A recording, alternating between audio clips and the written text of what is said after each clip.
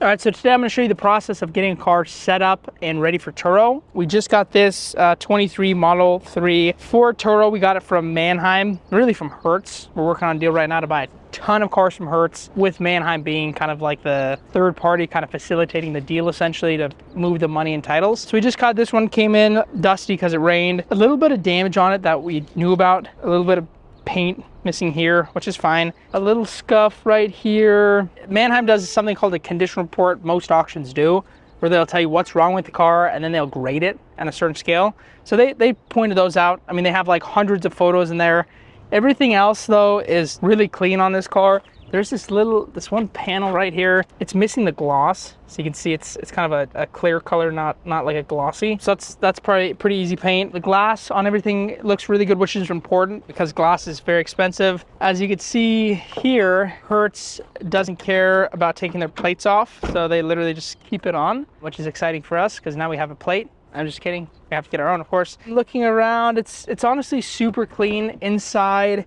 Honestly, one thing I noticed is it's just super dusty, like just dust everywhere. I mean, it just looked like somebody threw a bag of dust everywhere. But other than that, like everything's in good condition. There's these small little things that I pointed out, but everything else is just super clean, looks good.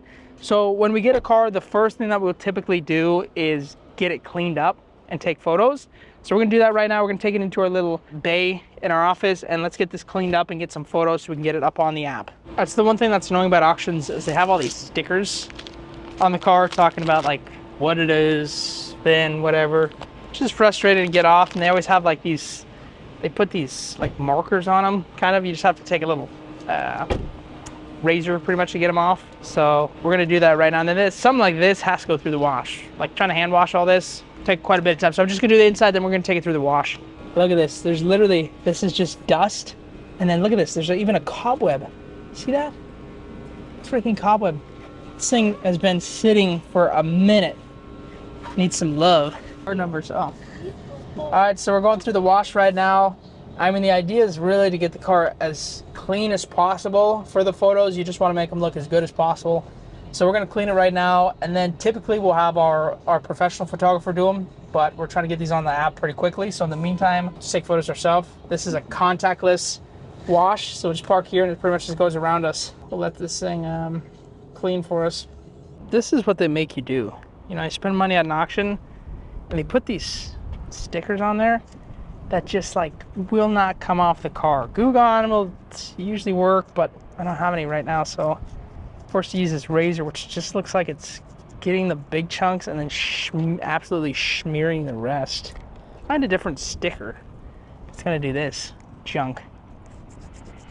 I don't know what this stuff is on the side, but it's blocking this camera. Oh, look, there it is. There's the camera. Literally, just like a bunch of.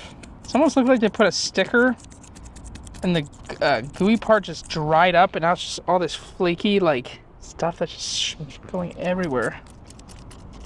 All right, so now we're gonna get photos of the car.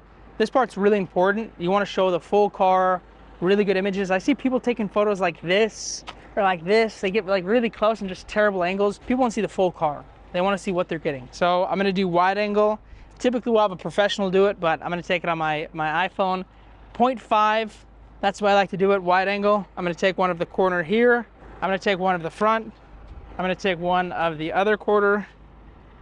I always like to take full sides. So I'm gonna do full side on this one, and then back quarter.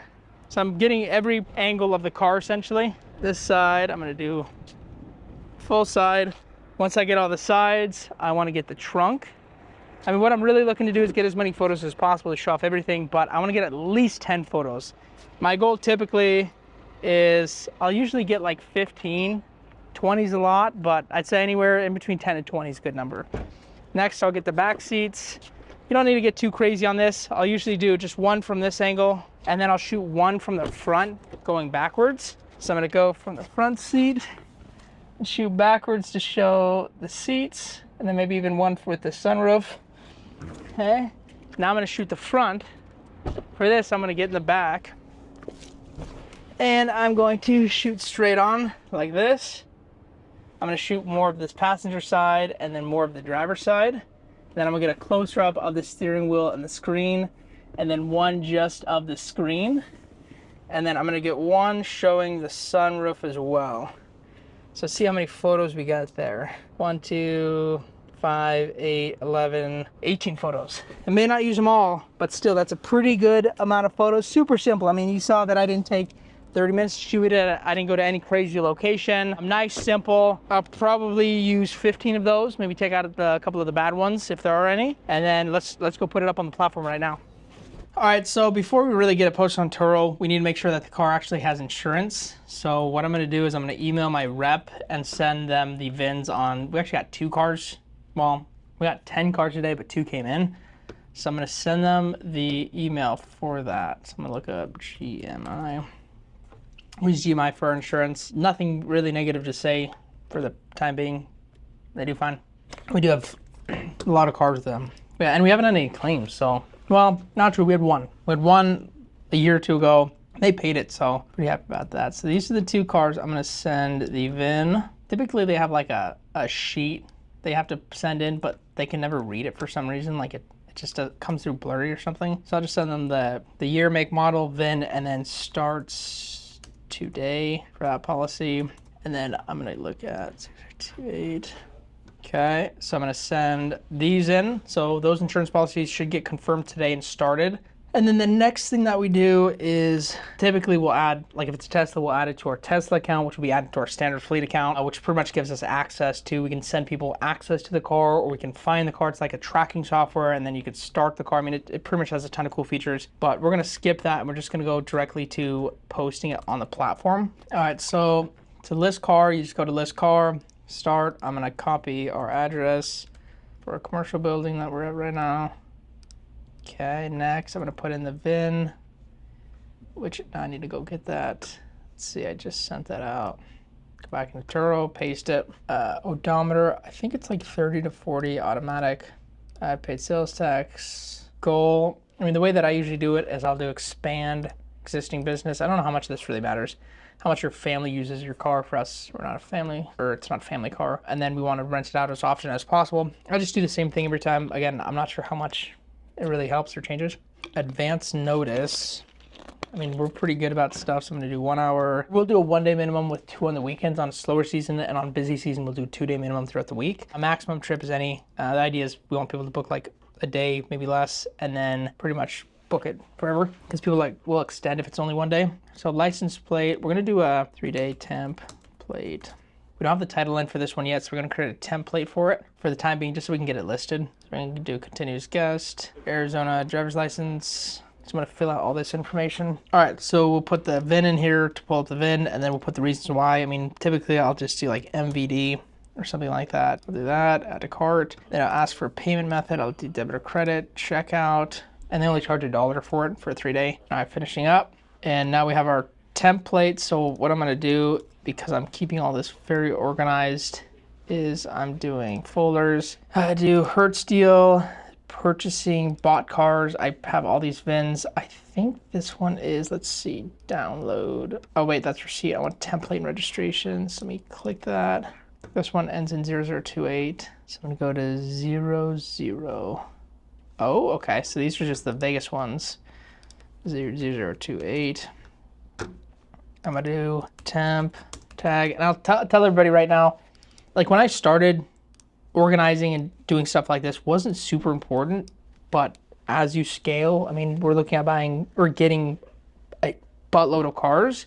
Doing stuff like this, just being extra organized, is essential. Like when we get to, I don't know, let's say 500 cars, if we don't have systems like this, it's gonna be very difficult when you don't know what car you have, where they're at, what information you have on them. Like, where's the receipt? I can't find it. Okay, well, it's right here. So it's very, very important. I'm gonna put this plate number in, or 6259 WP.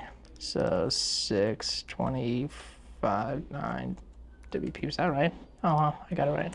Just needs to be. I don't know if caps makes a difference. I don't think it does. Arizona, of course. This has blind spot warning, keyless entry, USB charger, a backup camera, Bluetooth, GPS, not pet friendly. I don't like pet friendly. Sunroof, USB, Apple CarPlay. Well, it doesn't really have Apple CarPlay, does it? I don't think so. No bike rack, no child seat, heated seats. Yes, that's it. All right, for description, typically what I'll do is I'll go to one of our other cars and just get like a base. So let's go to our X5. Actually, you know what? I want to go to our Q7 and go to details. I mean, there's just like certain information that we put into every single listing. So I'm gonna put in here, drag it down. All right, so last thing I'm gonna do is I always go through all the settings, because whenever you set something up, all of these settings are just all out of whack. So first thing, I'll go to pricing and discounts. Typically, I mean, we'll manually put in the pricing, but for now, I'm just gonna put in automatic pricing for the summer. And then once we really have it booked, I'll go in and manually do it. Typically, we'll do cheaper on weekdays, more expensive on weekends. And then I'll go to location and delivery. We don't, I mean, we'll add custom delivery for all of our cars, but 120 bucks and a 10-mile radius. And then pretty much the only other thing that we offer is Sky Harbor, and then sometimes Mesa. We typically don't like to go to Mesa. It's just a really far airport. It's about 45 minutes from us. But Sky Harbor's about 8 minutes away, so we'll charge 45 bucks for that. And then I'll go to trip preferences and just make sure everything's set up. So if I'm gonna do custom delivery, I gotta make sure it's added and put the buffers. For that kind of stuff, we'll do a little longer of a buffer, typically about 3 hours advance notice. Same buffer, I guess. And then shortest trip we'll do at like minimum 2 days. I mean, I don't want to have anybody going out far to drop something off and have it only be 1 day. If it's at the airport, sometimes we'll do 1 day if it's like a higher end car, but for the most part, it's 2 day minimums on delivery or airport. Then I'll go to details. Everything's already filled out when you started. The only thing that I'll add is the color. Supposedly that helps with when people are searching. I don't know how much it really does. Extras for Tesla Model 3, there's not much that I would add with like car seats and strollers and stuff like that, but that's typically something we'd offer for a bigger car. So I probably won't add to this. Distance is pretty dependent. For something like this, we'll typically do about 250 miles a day. And then protection plan, we're on the 90-10 plan on all of our cars. Every host is different, but the math that I've done is we make more money on the 90-10 versus any other plan. But I mean, things change. So you have to do the math on how much you've lost in revenue or on deductibles to find out what it truly is for you. And that's about it. So pretty simple to set up. It's a pretty quick process. When we get a car and we're able to set it up in just a couple hours essentially. So it's not too difficult. But I appreciate you watching, and I'll see you in the next video.